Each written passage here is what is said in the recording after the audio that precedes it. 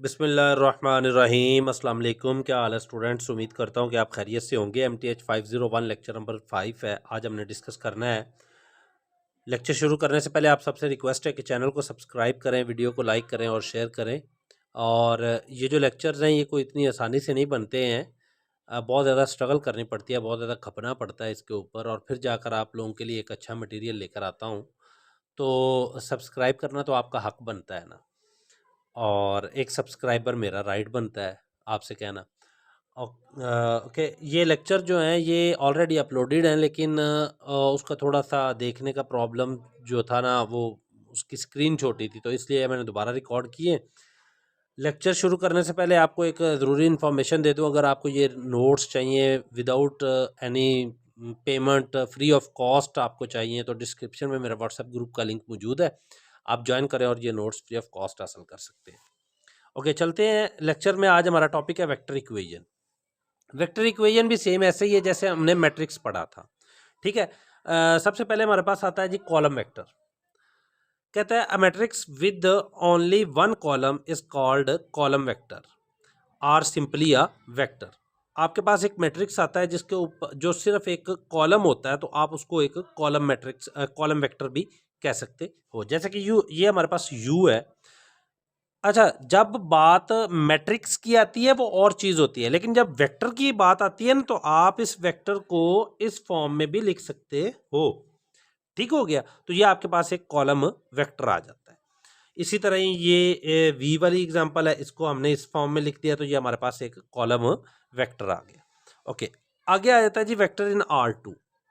अच्छा, इसको are square नहीं पढ़ना, ये R2 है, ये R2 है, स्क्वायर नहीं है। If R is a set of all real numbers, then the set of all vector with two entries are denoted by R2 is equal to R into R।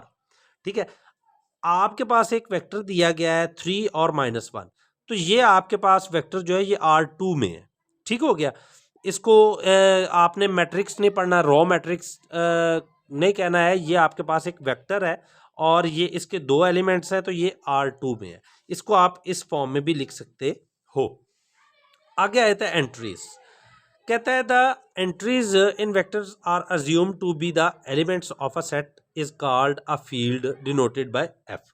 ये definition paper में आ जाती होती है field की। अच्छा, जैसे हमने पढ़ा था मैट्रिक्स में कि हमारे पास जो नंबर ऑफ एलिमेंट्स होते हैं, मैट्रिक्स की जो एंट्रीज होती हैं उसको हम नंबर ऑफ एलिमेंट्स कहते हैं। इसी तरह ही जो आपके पास वेक्टर्स के एलिमेंट्स होते हैं उनको आप फील्ड कहते हो, और उसको डिनोटेड एफ से किया जाता है। अलजबरा ऑफ वेक्टर्स है, अलजबरा ऑफ वेक्टर्स में सबसे पहले आता है equality of vector in R2। Two vectors in R2 are equal if and only if their corresponding entries are equal. Same वही चीज़ है जैसे हमने मैट्रिक्स में पढ़ा था कि हमारे पास एक वेक्टर है, उसको हम कहते थे कि ये A इक्वल है B के, तो हम क्या कहते थे कि उसके नंबर ऑफ रोज और नंबर ऑफ कॉलम्स सेम होने चाहिए, उसके अलावा उसकी जो एंट्रीज हैं वो भी सेम होनी चाहिए। तो वेक्टर्स में भी यही अमल है। अब इसको ज़रा समझ लेते हैं। वो कहता है then U is equal to V। अगर तो आपके पास number of entries are equal हैं, तो आपके पास U is equal to V आ जाएगा। ठीक है, इट्स मीन कि आपके पास ये जो U1 है ये इक्वल टू V1 होगा, U2 इक्वल टू V2 होगा। ठीक है ना, तो यहां पर यही लिखा हुआ है U1 is equal to V1 and U2 is equal to V2।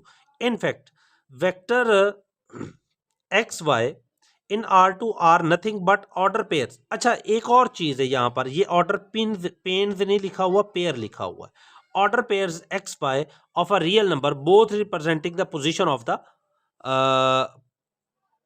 Of a point with respect to origin. अच्छा, एक और चीज, ये आपके पास जो एंट्रीज है ना, ये वाली एंट्रीज, इनको आप इस फॉर्म में भी लिख सकते हो, एक्स वाई की फॉर्म में। ओके, अच्छा, अब ये जो आपके पास एक्स वाई है ये आपके पास ऑर्डर पेयर है। ये जो आपके पास एक्स कोमा वाई है ये आपके पास एक ऑर्डर पेयर है, और ये ऑर्डर पेयर जो है ये आपको बताएगा कि ओरिजिन से आपने किस साइड पे कितना जाना है। ये यहां पर इस थ्योरी में यही बात लिखी हुई है। आगे आता है एडिशन ऑफ वेक्टर्स।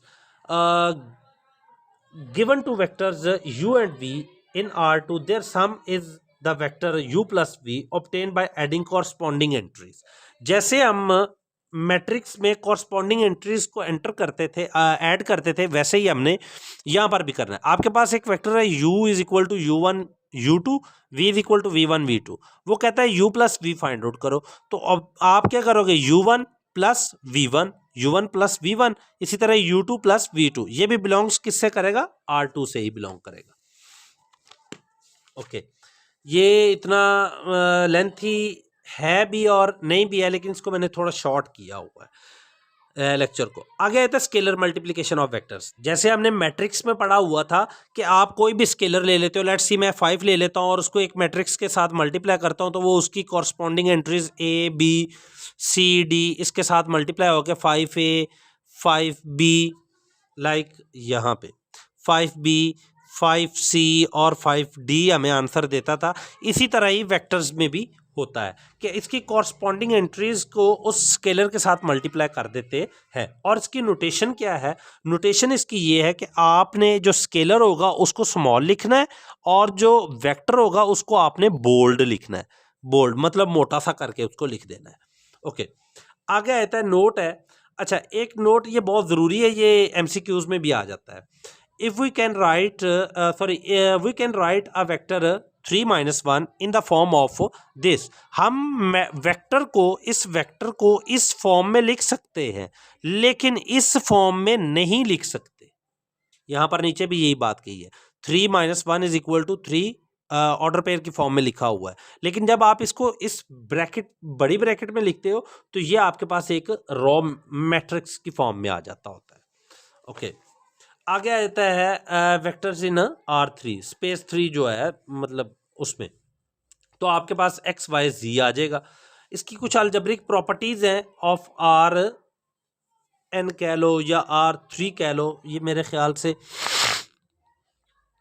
Rn लिखा हुआ है, इसको आप क्लियर कर लीजिएगा, मुझे अब ये क्लियर नहीं हो रहा थोड़ा सा।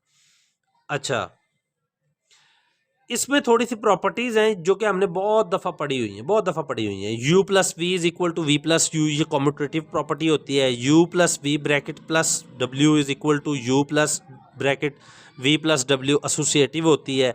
उसके बाद u plus zero is equal to zero plus U is equal to U होता है, एडिटिव आइडेंटिटी है। इसी तरह एडिटिव इन्वर्स है। इसी तरह ये आपके पास एक प्रॉपर्टी आ जाती है, ये प्रॉपर्टी है, ये प्रॉपर्टी है और ये प्रॉपर्टी है। ये प्रॉपर्टीज आपने याद रखनी है। वो क्या करता है, वो पेपर में आपको ये कह देगा u plus V is equal to U plus V, U into V, V plus U. तो वो आपसे ये प्रॉपर्टीज एमसीक्यूज में भी पूछ लेता होता है। ओके, लेक्चर लेंथी था लेकिन इतना मुश्किल नहीं है। आगे आ जाता है बात लीनियर कॉम्बिनेशन की। आपके पास एक v1 v2 v up to vp है जो बिलोंग्स करते हैं Rn से, और आपको कोई स्केलर दिए गए हैं c1 c2 और up to cp are scalar. Then आप इसको इस फॉर्म में भी लिख सकते हो, जो जिस फॉर्म में ये लिखा हुआ y is equal to c1 v1 plus c2 v2 plus up to cp vp। इस फॉर्म में भी आप इसको लिख सकते हो। ये ब्रैकेट मैंने आपको समझाने के लिए लगाई है नहीं। अच्छा, इस फॉर्म को हम क्या कहते हैं, इसको हम कहते हैं लीनियर कॉम्बिनेशन। इस फॉर्म सारी को हम क्या कहते हैं, लीनियर कॉम्बिनेशन। और इसमें लीनियर कॉम्बिनेशन में ये जो v1 v2 vp हैं, इसके साथ जो आपके पास ये c1 c2 cp हैं, ये आपके पास वेट्स हैं, ये आपके पास वेट्स हैं। अब हमारे पास टॉपिक आ जाता है स्पैनिंग सेट का। स्पैनिंग सेट क्या है, कहता है if v1 up to vp are in Rn, then the set of R linear combination of v1 up to vp is denoted by span v1 up to vp is called the subset of Rn span। अच्छा, ये जो आपके पास हमारे पास ये जो linear combination लिखा हुआ था ना, इसको आप ऐसे भी लिख सकते हो, स्पैन अप टू v1 से vp तक। ठीक है, ये आपके पास ये यहाँ पर स्पैनिंग सेट में यही बात उसने की हुई है। आगे आया था vector equation of line. Line की वेक्टर इक्वेशन है जो कि हमारे पास x minus X naught is equal to T V, और इसकी रेंज दी हुई है माइनस इन्फिनिटी से positive infinity. This is a vector equation of line through O X naught and parallel to V when the line passes through origin. जब आपके पास line origin से पास करेगी तो आपके पास ये एक्स नॉट जो है ये खत्म हो जाएगा, तो आपके पास लाइन की इक्वेशन जो है वो ये वाली बन जाएगी।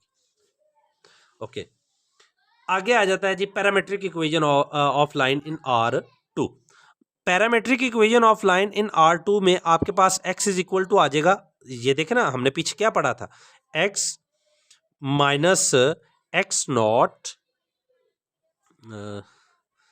Is equal to T V, या आप इसको टी ए कह लो या ए टी कह लो।